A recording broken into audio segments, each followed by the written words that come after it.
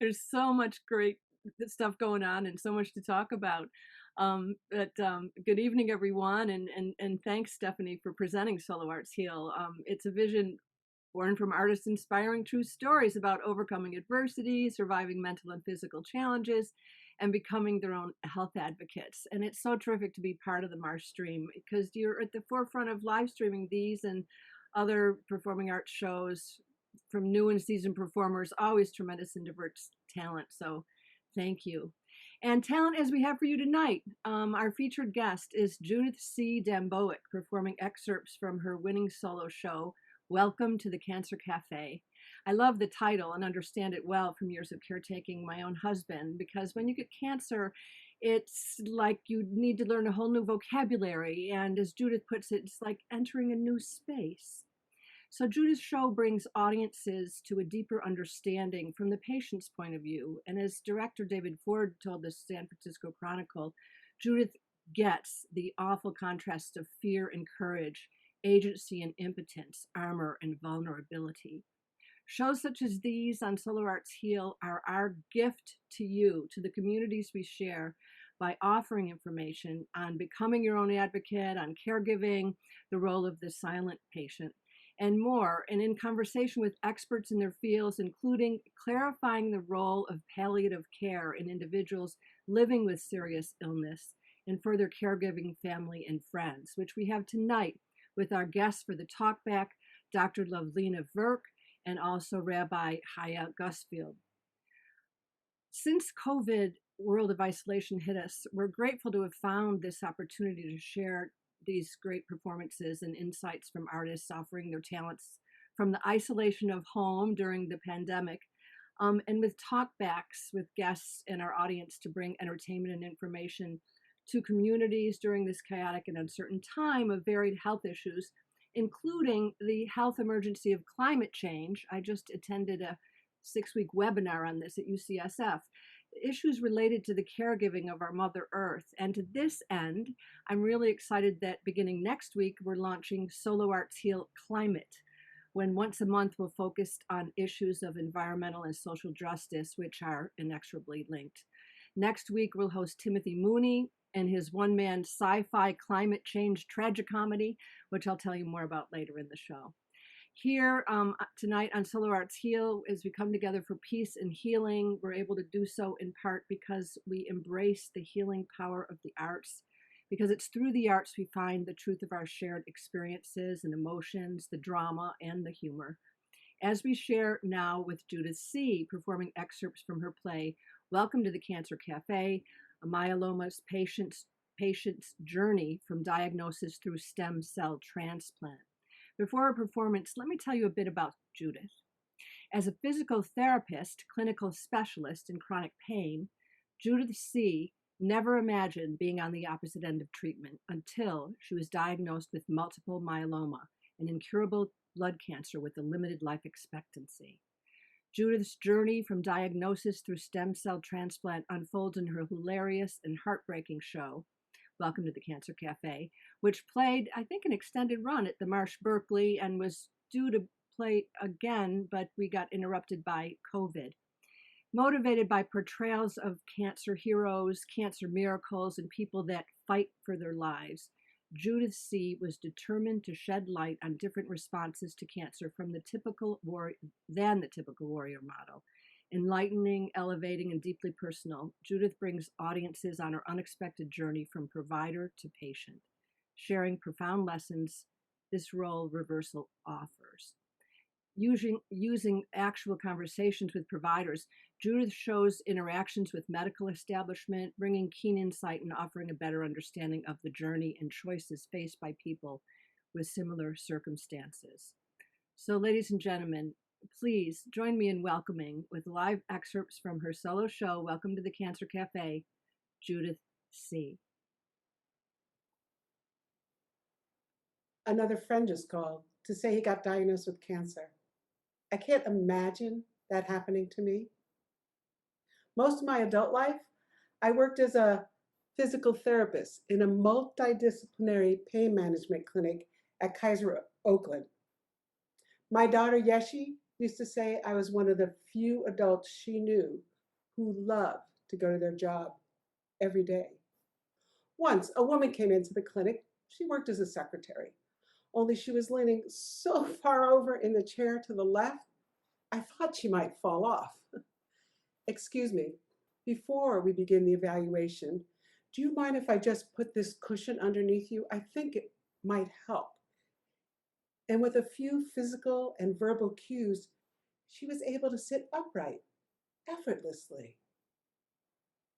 Wow, I had no idea how this pain was affecting my body. I mean, this is wonderful. You know, at work, sometimes I lean on my left elbow just to do some computing. Wow, this is great.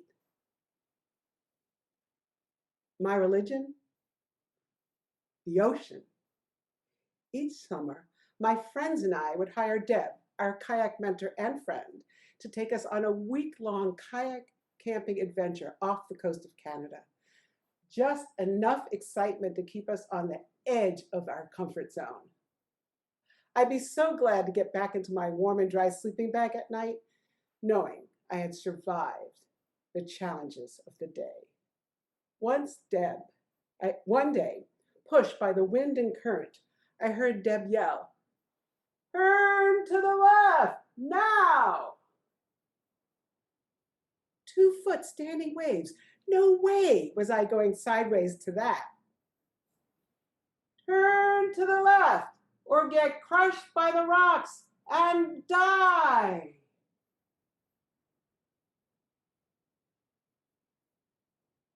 I remember it was the fall of 2014, and I was working with a neurologist. I asked him, "Have you ever seen an eye swell with trigeminal neuralgia?" That's the diagnosis I had given myself after 4 months of increasing facial pain. It fit all the criteria. Now, usually he's a very slow and methodical gentleman, but he stood up, turned, looked directly into the asymmetry in my face, and ordered a CAT scan for that very same afternoon. They found a tumor. It had eaten away most of this bone, but we didn't know what type of tumor it was just yet.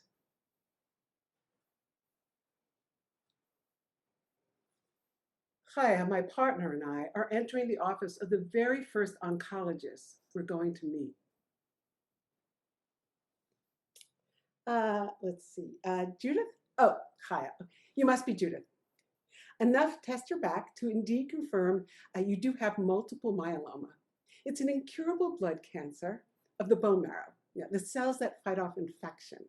Now, it'll be another 2 weeks till we get the genetics back. And that's when we'll know whether she has the standard or the aggressive mode. No, people do not usually die in their first year. What do they die of? Pneumonia, infections, organ failure. Next steps. Sure.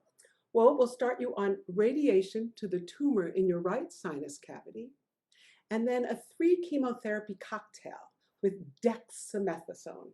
That is a very strong steroid that helps the chemo to work even better.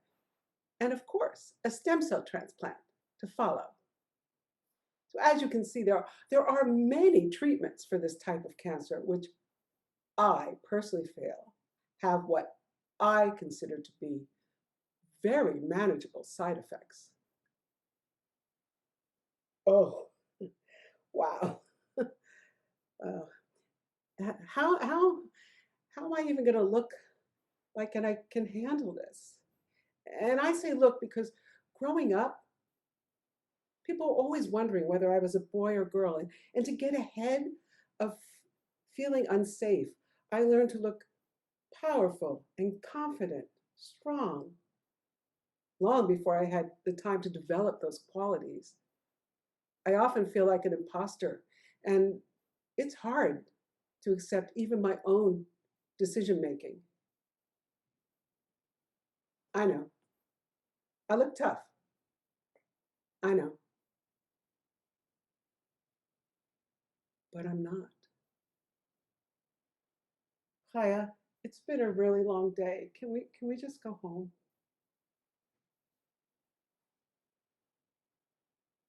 Wow, the light coming through that window, it looks so different. I worked in the same building, 2 floors down for 15 years, and the light, it's never looked like that. It's like everything has changed. It's surreal. It feels like I'm on a reality TV show. Oh, what a great audience we have. Today's show is about cancer warriors, those people with multiple myeloma, an incurable blood cancer with an unclear treatment protocol and a shortened lifespan. But before we meet our first guest, let's hear from our favorite sponsor. Hello, my name is Lady Death. Death, that is. And for a mere $3.99 a month, until you go toodly, doodly do, I can help you with the inevitable. Remember, no one gets out of here alive. I take Venmo. And for you older folks, PayPal also. Wow, I can't believe Ellen's invited me to her show. Thank you, Ellen. I'm so glad to be here. Now, I know that your guests with cancer, they're really the powerful, strong, fighting all the way types. And some of them, they have miraculous cures. Yeah, I haven't even let myself consider that yet. So if some of that energy could rub off on me and help sustain me, that would be great. Because Ellen, I'm having a lot of feelings. Sadness and grief, anger, confusion, bewilderment, gratitude for my family and community, and already the appreciation of small things. You know, when I first got diagnosed, I cried a lot. The doctors were worried about me.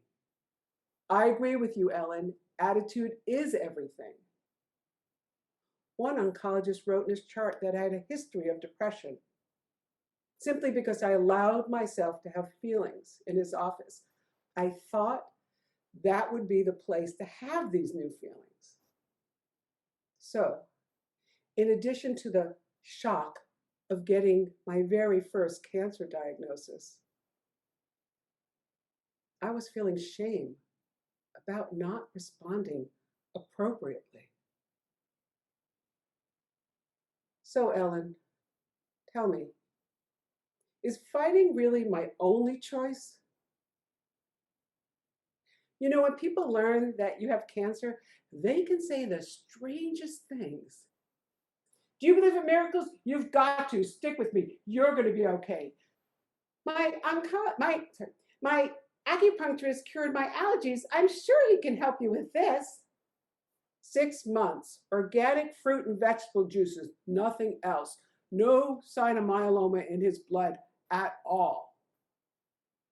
So, Judith, it's so wonderful to see you here at Shabbat. Now, we haven't seen you in a while, but that's okay. I want to remind you that the congregation prays for you every week. But I pray for you every night.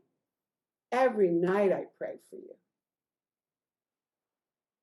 I don't even brush my teeth every night. And what are they praying for? A cure? A long life on chemo with minimal side effects? Or a quick and painless death? It actually took me a really long time to figure out why this cheerleading irked me so much. And it's because I feel alone. I feel separated with the knowledge that I will probably die from this cancer or its treatments. And that's exhausting.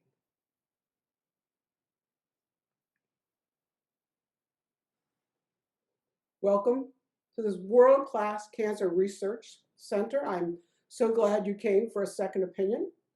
And if you take a look here, we are this close to cure your cancer. Now, I was able to do what I consider a very thorough chart review. And I'd have to say, if I were you, I would have done a stem cell transplant 4 months ago. What are you waiting for?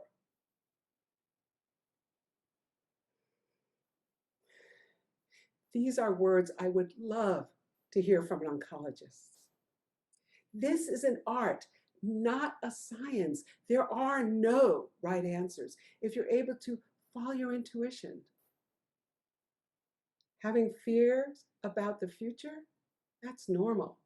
And we have other services to help you and your family. Taking care of all the parts of your body and soul as you go through treatment, that is your new #1 job.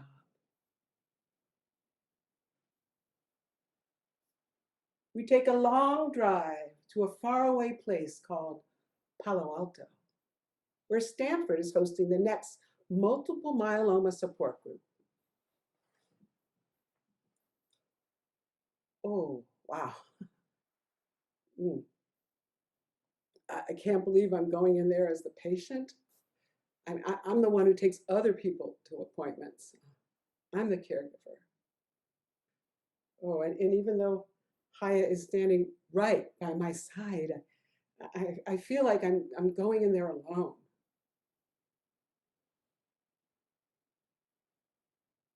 It's a large room full of people fighting for their lives. When I first researched this cancer, I learned that it disproportionately affects African American men, but when I look around the room, I don't see any obvious African American men. In fact, over the next 5 years, I see but a handful at conferences and workshops. People go around the room, they say when they were diagnosed, what treatments they're on and how they're tolerating the treatments, and of course, whether or not they've had a stem cell transplant. It comes to the share of this tall, stately gentleman with that thick white hair, and as he begins to speak, I can't take the dexamethasone. Those steroids are too strong. There are personality changes. And I don't sleep at night. And my wife here, she has been with me the whole time, right by my side. And I wonder, what is this like for her?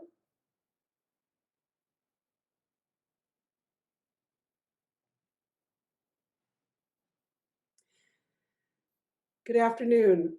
I am the multiple myeloma specialist, and I'm so glad to be meeting with you both. Judith, I'd love to hear how you're doing, tolerating the treatments. What's the quality of your life like? Any questions you have for me for now or the future. Multiple myeloma is an extremely difficult cancer to treat because no two people respond to the same medication in the same way. In fact, we think it may be 20 different cancers under one umbrella. So, when there is a time to make a treatment decision, I suggest to my patients that they get out their calendars and mark on this day with the information that I have and the research that was available, I made the best decision I could. So I understand you want to discuss the transplant, and of course, I'm open to hearing from both of you. Well, that's great, because I go to every medical appointment with Judith, and no one ever asks me how I'm doing. No one takes my blood pressure. Do you know the first time we went into the support group meeting, we weren't even all the way in the door, and they said, who's the patient and who's the caregiver? You know, I'm not comfortable with that label. I mean, Judith and I, we have been in a mutually loving relationship for over 26 years. And even if that balance gets tipped, we are still going to be giving back and forth to each other. You know, sometimes Judith and I, we think how ironic it would be if I ended up dying before her after all of this fear and anxiety. I read a study, it said caregivers have a 63% quicker mortality rate than non-caregivers. You know, Doc, I don't like Judith on chemotherapy, let alone the thought of a stem cell transplant. Understood. Understood. But do you want her to have multiple myeloma? So I want you to know that before this diagnosis, I was the kind of person that didn't even take an aspirin. Getting used to chemo as medication, that was hard. And now I have 3 good days out of 7. The chemo wipes me out and the steroids just zing me up. I have nerve pain in both feet, and my taste buds are going towards everything is metal. And they're dangling the stem cell transplant in front of me, saying, if it goes well, I could have a number of years with little to no chemo and none of the nasty steroids. But it's dangerous. What would you do? Chaya is 100% against it. She thinks the procedure sounds medieval at best. So, Doc, you may chuckle, but I was actually talking to my 87-year-old mother, Bernice, who lives 3,000 miles away in Brooklyn. She grew up in Coney Island working the carnival. We were discussing about whether or not to do the transplant. And she said, honey, sometimes you gotta put down your quarter and spin the wheel. She's right. I'm gonna do it.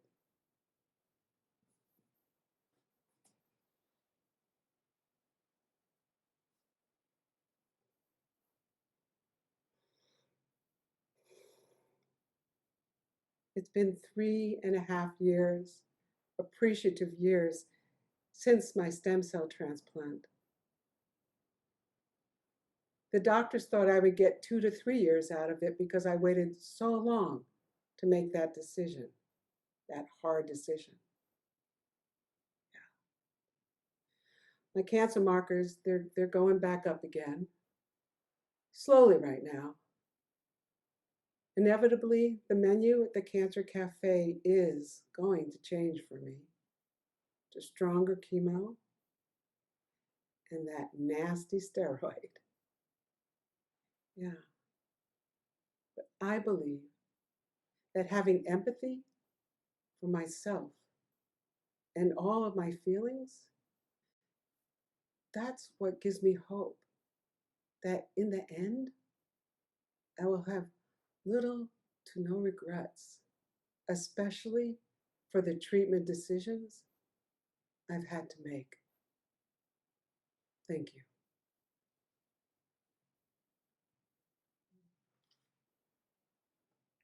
Thank you. Thank you, Judith, for that beautiful performance. What you do is such a gift because you have helped so many people, especially palliative care, social workers and nurses and others, get inside the patient experience. Oh, we need to unmute you. Yeah, there we go. No, There there we you are. Yes. Originally, I really started this work because it was helping me, helping me with my resilience to dealing with all the issues. But very shortly into it, I realized how educational a piece it was. And then I started, more of the motivation came from performing at oncology grand rounds, hospitals, doctors, cancer support groups, transplant conferences. I've been very blessed to have made it to all those, and then the general audience at the Marsh. And that's also been a really, a strong motivation for me. You said you wanted to use this night to really spotlight decisions and choices. Yeah, I was thinking about for many of us, the kind of things that other people are dealing with COVID are things that, for example, myself living with a compromised immune system, I've been wearing masks for 6 years, talking to my friends about why I love them, but I don't hug them. And having to make those decisions, especially in the moment. And I feel like the rest of the world is now joining.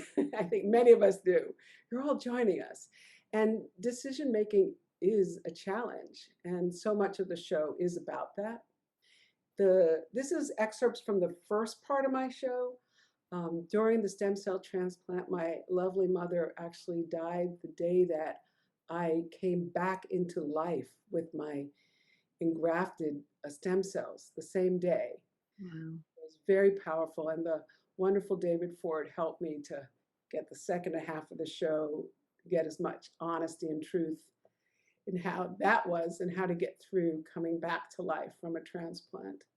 So, and I just wanted to tell people in the audience that in November, I did the whole show at the Marsh Rising. And if you Google Welcome to the Cancer Café, you can find that, and feel free to send that to people anywhere in the world who are, especially anyone you know is dealing with devastating news, because it's extremely supportive. After shows, people with cancer come up to me and say, "Oh, why do you do this? I try to forget about my cancer every day, but that was great. I really related. Thank you so much." So Wonderful. Thank you for sharing that. I know Brian is going to put it into the chat if he hasn't already, to share the link for the full show. And so everyone can access that. There'll be other resources posted there as well as we get talking. And then I want to bring into the conversation our guests. I know you're going to change your setup a little bit because you're going to bring in your partner. But first, before I introduce them, I do want to remind the audience that posted in the chat is the tip jar. The Marsh receives 70% of its funding through ticket sales, and there are no ticket sales, so any support you're able to give is much appreciated. And then we encourage questions and comments from the audience, and that's going to be enabled shortly also by Brian, our producer. And so you can post those in the chat. We'll answer as many as we can. Brian Williamson and Brianna will help keep his eye on that. So, and now I'd like to welcome into the conversation Reese here. Hello, Chaya, Gusfield, Judith's life partner. She is spiritual director and board certified chaplain, currently serves as a palliative care chaplain at Kaiser Richmond and Oakland. And in her work serves people in all walks of life, including those who are religious and those who are not, accompanying them and their families on their journey of illness. Rabbi Gusfield has written about grief, the stigma of suicide, and leads grief groups. She leads other spiritual direction groups using a variety of modalities, including using writing for deep reflection, and works closely with Buddhist teacher Eve Decker, offering services and workshops on topics of meaning and healing. Welcome. It's great to have you here, Rabbi Chaya Gusfield. And I'd like to also welcome Dr. Loveleena Virk, who has been a physician at Kaiser Permanente at East Bay for over 13 years. She provides expertise in the fields of hospital-based medicine, perioperative medicine, and palliative medicine. Reflecting on her career, Dr. Virk recognizes she was drawn to the field of medicine by a call to serve others. She's been delivering on this call by weaving compassion and human-focused care into her practice. Welcome, Dr. Virk. Thank you. And Chaya, I wanted to ask you, you've been on both sides of this. So what is it like being, kind of the caregiver and that, then having Judith become ill? You're kind of on both sides of the spectrum. How has that changed your life? I know I've been doing this kind of work for a long time in a variety of ways, and it still was such a shock when Judith got the diagnosis. I was surprised at how unprepared I was for the news, and also how hard it was for me to trust the doctors, and how critical I was with how they would relate to us, because I knew like how we're to be kinder to our patients and things, the ways that we had been trained to be with patients. So it was a shock. I had a great adjustment to make, and it took me some time before I could walk into a room with somebody who had multiple myeloma without over identifying with that. But now I can. It's been 6 years since Judith's diagnosis. I think one of the hardest things was what Judith highlighted or showed in the show about suddenly having this definition as a caregiver. And it's like, I think of a caregiver as somebody who 24 hours is paid to, or a family member who is dedicated to taking care of somebody 24 hours. And right now, the only time we had to do that was during the stem cell transplant. So right now, we are still having a mutuality of love and care. And I think it's really important to, when I work with people who are in relationship with somebody who has an illness, to remember that there's a mutuality there. And I think actually strengthens the relationship to remember that, and helps them thrive. I think, one of the things that I do as a chaplain in a hospital is to really try to accompany people the way I would hope to have been accompanied, or hope to be accompanied in the future as well. And that's what we do. We accompany people in their journey. And Talk about accompaniment. What is accompaniment? yeah. I have some notes. Let me see. Accompaniment can take a lot of different forms. Needs assessment, like finding out what do they really need. Like, not everybody is angry. Not everybody is sad and depressed. Not everybody is a fighter. Everybody has a different response to their illness. And there is not one way. So when people come in and say, oh, I assume you feel this way. No, no, no. We have to make assessment of where that person is. So accompaniment is really like letting them lead us and teach us what is on their heart. And so sometimes it's problem solving. Sometimes it's helping them cope, or remembering. Actually, I always tell patients I work with, I always say, my job is to help you remember that you know how to cope, that you've been through difficult things before. What are some of the ways that you have found that have helped you get through this? And everybody has a different answer, and everybody will have a different answer at a different part of their journey. So so those are some of the things that we do. And sometimes we do poetry, or we do some writing together. We do all sorts. Accompaniment is really letting the person tell us what they need, and we have to listen really, really carefully. So that's sort of my job, but it's also my experience of having been on both sides, and what I need and what I hope for and what I get in different settings is people being there for me or for us. Mm-hmm. Helping them find their coping strategies. And Absolutely. when you talk about the mutuality of caretakers, You want me to talk about that?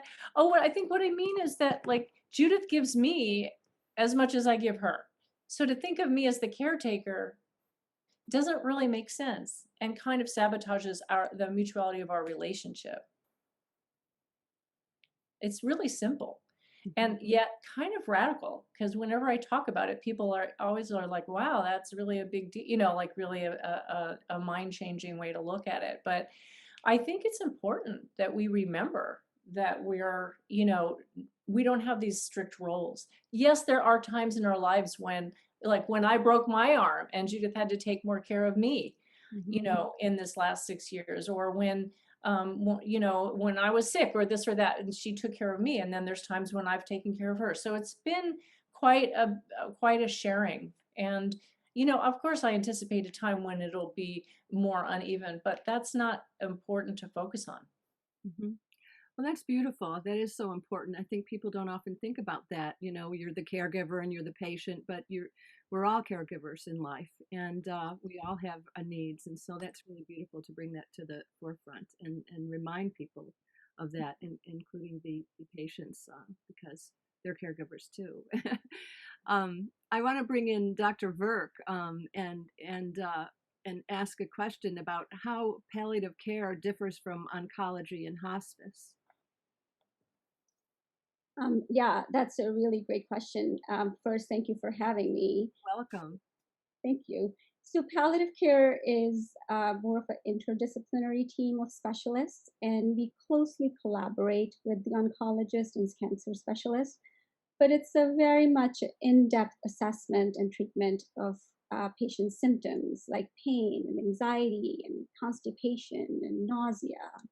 And it's integrated psychological and a spiritual aspect of people's care. It's what Chaya was talking about. It's accompaniment. It's meeting people where they are.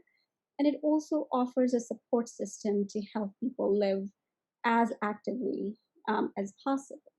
And so I think one of the big things is a lot of healthcare and medical system is transactional care, right? And we saw that in Judith's piece, where you come in and we talk about business and we talk about what are the next steps, right? And palliative care it's a group of specialized individuals from different disciplines, and they take a more of a holistic approach. Dr. Virk and I work together on a team that has a social worker, a nurse, a doctor, and a chaplain. Multiple numbers of us, but that work together. And so when we meet with people, we usually meet in groups of two, so that there's always a different discipline together with one of the doctors, and it's very different than traditional medicine, and it's quite powerful. And I just want to say, when Judith was first diagnosed, and I was upset because there was no Kleenex in the office, and I was like, isn't this an oncology office? Where's the Kleenex? And then I said, so what are you going to do for our emotional and spiritual? How are you going to help us emotionally and spiritually? Because that was my training. She goes, well, you could go see the outpatient palliative care people. And I, at that point, was not a palliative care chaplain. I was just a chaplain, and I had no idea. And it was very upsetting to think that we would need that. But then I learned that it was actually a very helpful thing to be able to work with a team that would support all of who we are. And that was really amazing. And I did get to meet with a palliative care doctor. And one of the reasons I wanted to invite these two on is because still so many people think of it as hospice end of life, which is why I think we were a little shocked when they suggested that.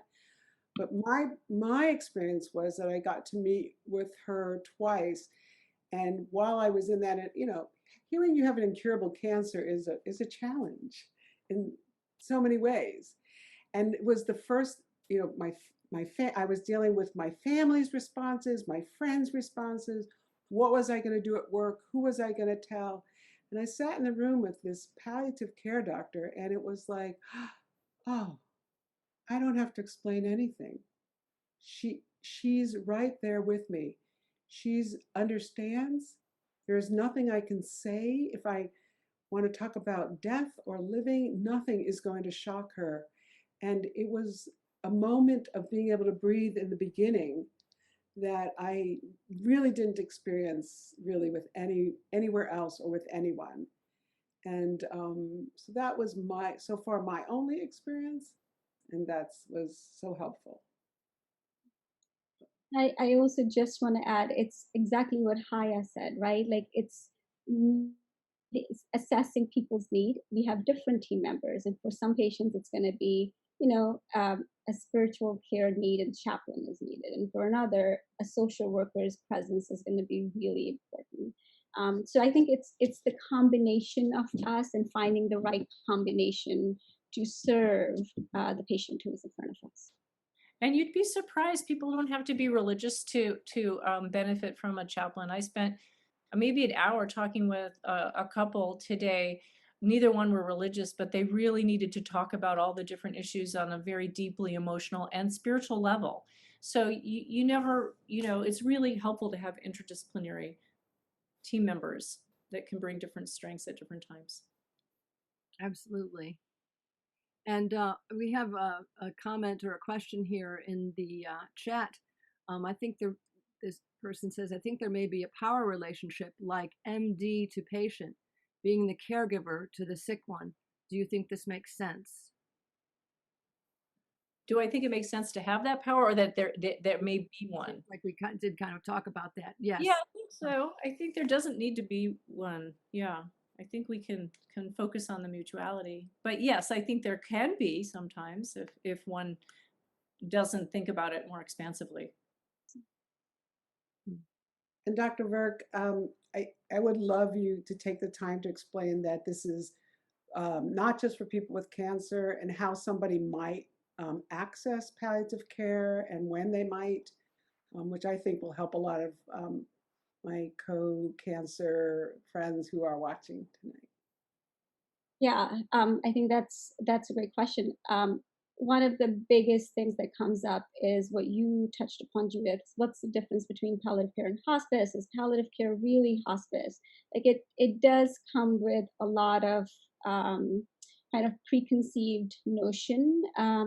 Palliative care is, as I said, is a support service that can be given at any time during someone's journey through an illness, right? So it could be that you are early on in your illness. It could be that you have a chronic illness that you are kind of dealing with. So I think it could be given at early on. Hospice is kind of palliative care that's delivered when patients have usually less than 6 months to live. And the philosophy and tenets of care overlap between palliative care and hospice, but I would definitely say that palliative care is more the continuum of care. Right, and hospice generally is once in the last 6 months, perhaps, of someone's life. That's right. And can you speak, Dr. Virk, can you speak to the fact that it's other conditions besides cancer, which conditions that might be useful for? I see it in the chat. Yeah. So a lot of times people think about palliative care with cancer because that's how, that's where we hear a lot because of palliative care and hospice overlap. But a lot of illnesses, liver failure, congestive heart failure, COPD or lung disease, right? That's one of the things. Renal failure, end-stage renal disease, people who are on dialysis. Sometimes we sit down with people and talk to them about, are they having any symptoms? Is this care that you are receiving in alignment with your values and your beliefs and your wishes, right? So I think that is the key perspective. And I think that's what your show highlighted as well. There is a whole slew of care options, right? And how do we customize that care option to you as an individual? And I think that's the uniqueness of palliative care. Mm-hmm. One of the ways I like to think about it is that in palliative care, when we help people think about what kind of care they want, they actually get to make that decision. So for some people, we're still accompany them, they will do everything to stay alive until the last moment. And for other people, that's not the way they want to have the end of their life. And so, but in hospice, it's really focused on comfort care and staying comfortable and not doing interventions anymore at that point. I'm not sure if I explained that properly, but. And in the chat, again, you touched on part of this. Someone said that they thought palliative care was it being no pain. She said she has progressive neurological condition, destroying her memory, mobility, and fine motor. There's no treatment, so she watches her decline with no support, but there's no pain, which is what she thought palliative care was. Yeah, I think we kind of touched upon that, but just to kind of add, palliative care also looks at what are the other modalities that someone needs, right? In this condition, given the goals of an individual with physical therapy, with occupational therapy, would extra caregiving support through social worker be helpful? as people go through the journey of their disease. There are times when we don't have a cure for things and where we can't stop that decline. And yet, right, how do we all support people during that process? Right. So more than pain management, as it said, emotional support, and someone just pointed out nutrition, the importance of nutrition as well. So, and Loveleena, let's see, what is the situation right now with your cancer and your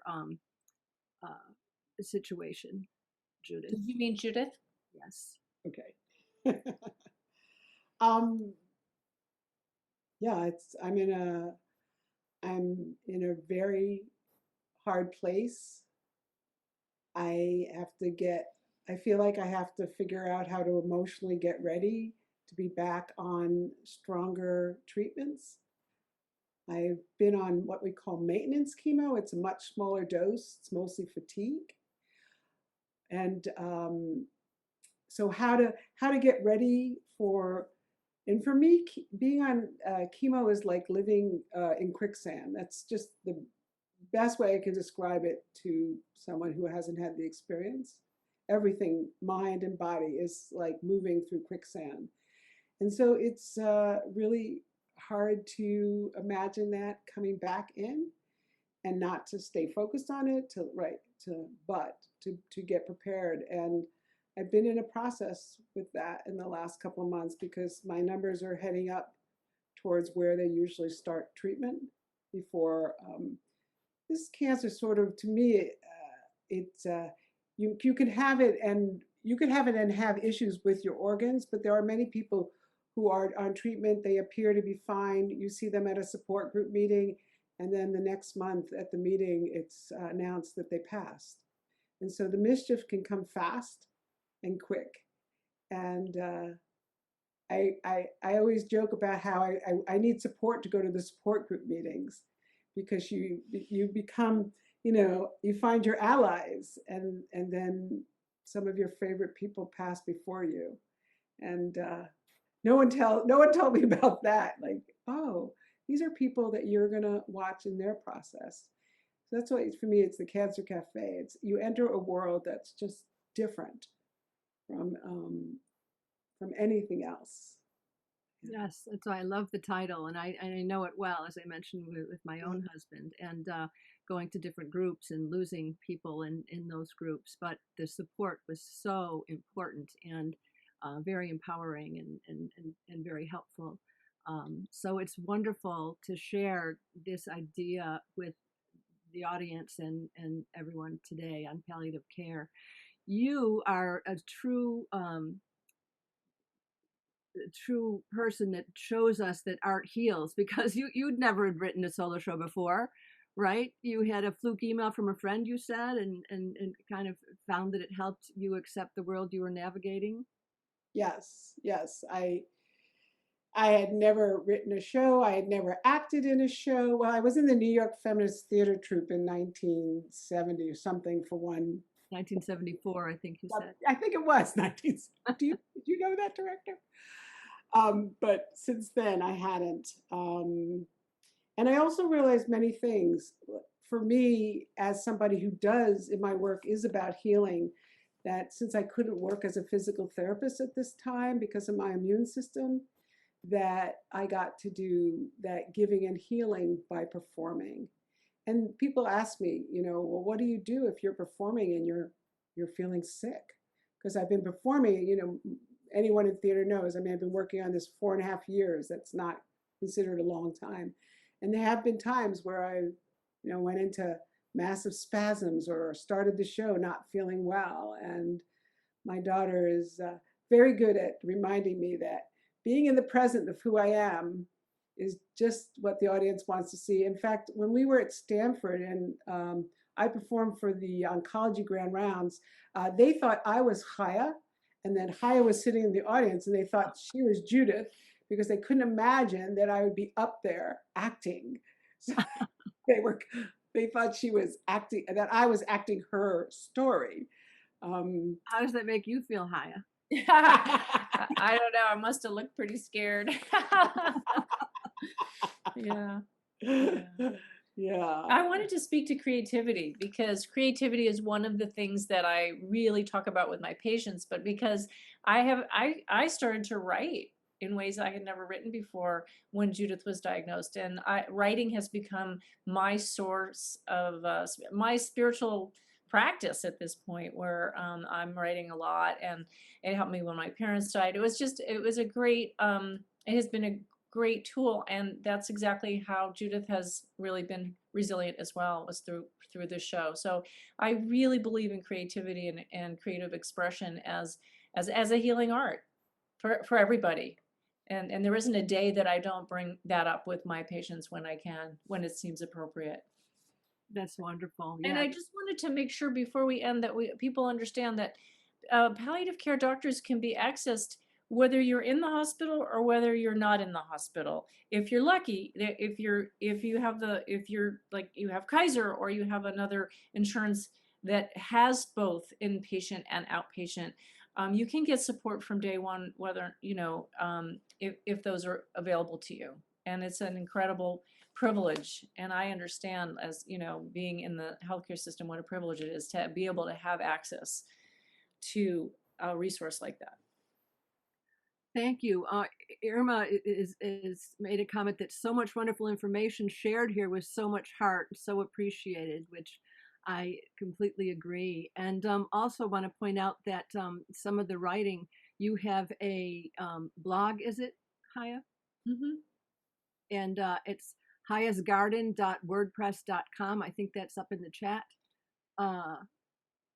And let's see, Pat McKelvey asks, could you get another stem cell transplant? Many thanks and blessings to you. When you ask the specialist, they say that it usually works on average the second time about half. And so they really want somebody who's gotten more like 8 to 10 years out of a transplant, such as basically they destroy your immune system and then bring you back to life with your own stem cells, which gets explained in the show. So I would not be a candidate at this point for another stem cell transplant. Thanks for asking. Plus, I might be walking around the house with a picket sign saying no more transplant, but who knows? Well, I wish we could actually talk about that a little longer. There was one other question about chaplain care, how and who gets access to that. Every hospital has to provide interfaith chaplain care. Outpatient is kind of hit or miss depending on where you are, but inpatient, if anybody's in a hospital anywhere, it is required that they have some spiritual care. Sometimes, most of the time, it is actual staff chaplains. Sometimes it's not. If it's a really small hospital, they'll send you to a local clergy. One time my parents were in the hospital and I specifically asked for a chaplain because I knew they didn't have one. And they said, oh, well, I can call the local synagogue for the rabbi. I go, well, I am the rabbi. So and it was really funny. So yeah, so I'm sorry, but in small places, it's sometimes harder, but in the cities, they almost always have them. That's great. Thank you. Do you have any closing comments that you'd like to make? Judith? I want to thank the Marsh. Yeah. The Marsh has done so much to support me every which way, and being part of tonight took a lot of work, learning how to be in front of doing us on Zoom. I want to thank Dr. Virk and of course Chaya, but in particular the volunteers. People don't understand. You're all volunteering. And I just started to run when we did shelter in place. So I've heard that I haven't been out. I've heard that my big posters are still up in front of the Marsh because I was the last show, and it's almost eerie to think when the posters aren't down because there isn't another production. Right. So there's an eeriness about it. The Marsh has, I started with David Ford, the Monday nights, support all the way, and in particular to my director, Rebecca Fisher, and I think David Ford is one of those special angels. What are those people called? The 13 Jews, the Lamed? Lamedvavniks. He's a Lamed for me. You can look that up. Google it. Thank you so much, really, from my heart. The Yeah, it Marsh was is great. amazing. Really great to be here. Really great to be here. Thank you so much, Dr. Thank you Virk. so much. And Dr. Virk, anything you'd like to say? Dr. Virk, I think she's muted now, but thank you so much for being here. Thank you again. I do want to announce next week.